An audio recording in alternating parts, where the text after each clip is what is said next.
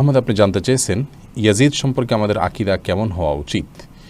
Yazid সম্পর্কে আহলুস সুন্নাহ ওয়াল জামাতের আকীদা এবং বিশ্বাস হলো মধ্যম পন্থা অবলম্বন করা, এবং সেই মধ্যম পন্থাকে ইসলাম সবসময় সমর্থন করে এবং মধ্যম পন্থায় চলার নির্দেশনা আল্লাহ তাআলা আমাদেরকে দিয়েছেন। অর্থাৎ ইয়াজিদকে কেন্দ্র করে এক শ্রেণী মানুষ তাকে তাকফির করে থাকেন এবং তাকে গালমন্দ করে থাকে, তাকে লানত করতে থাকে, অভিশাপ করতে থাকে, যেমনটি শিয়ারা করে থাকে। আবার অপরদিকে খারিজি কিংবা অন্য আরও চরমপন্থী কিছু লোকজন আছেন, যে সমস্ত লোকেরা ইয়াজিদের প্রশংসা করে তার গুণকীর্তন করে এবং হুসাইন রাদিয়াল্লাহু তাআলার বিপরীতে ইয়াজিদের পক্ষাবলম্বন করে থাকেন। তো এই যে নাসিবি এবং খারিজিদের বৈশিষ্ট্য, এটি যেমন আহলুস সুন্নাহ ওয়াল জামাত বিশ্বাস করে না, তেমনিভাবে শিয়াদের এক্ষেত্রে যে কর্মপন্থা সেটাকে আহলুস সুন্নাহ ওয়াল জামাত বিশুদ্ধ মনে করে না, বরং আহলুস সুন্নাহ ওয়াল জামাত মনে করে ইয়াজিদ একজন মানুষ, তিনি মৃত্যুবরণ করেছেন। তিনি যদি কোনো অপকর্ম করে থাকেন, খারাপ কাজ করে থাকেন, অন্যায় করে থাকেন, অবশ্যই তিনি তার জন্য আল্লাহর কাছে জবাবদিহিতার মুখোমুখি হবেন। কিন্তু কোনো মানুষের মৃত্যুর পর তাকে নিয়ে গালমন্দ করা, তাকে নিয়ে লানত বর্ষণ করা, ত্রাণতৃষ্ণী করা, অভিশাপ দেওয়া, এটা ইসলামী শিক্ষার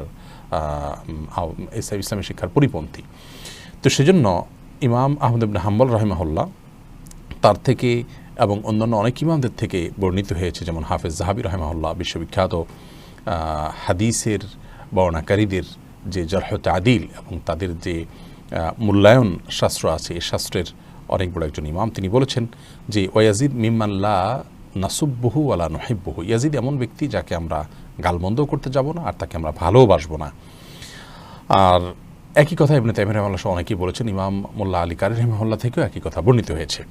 অতএব ইয়াজিদ সম্পর্কে আহলুস সুন্নাহ ওয়াল জামাতের বিশ্বাস হলো যে তিনি এমন একজন মানুষ ছিলেন যিনি অনেক উন্নত দর্জনের মতো অনেক পাপের কাজ করেছেন। হোসেন রাদিয়াল্লাহু তাআলাকে হত্যার জন্য যদি তিনি নির্দেশ করে থাকেন, তাহলে তিনি অনেক বড় মাপের ফাসেক এবং সন্দেহাতীতভাবে আমাদের ঘৃণার পাত্র।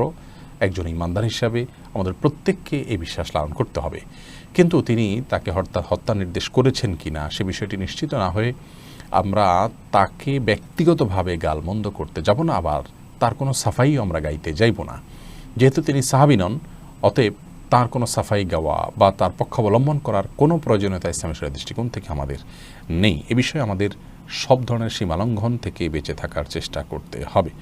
আহলুস সুন্নাহ ওয়াল জামাত এর আকীদা এবং বিশ্বাস হলো তার সম্পর্কে মধ্যম পন্থা অবলম্বন করা এবং সব ধরনের সীমালঙ্ঘনকে অ্যাভয়েড করা। Islamic Voice. Follow Islam as your lifestyle.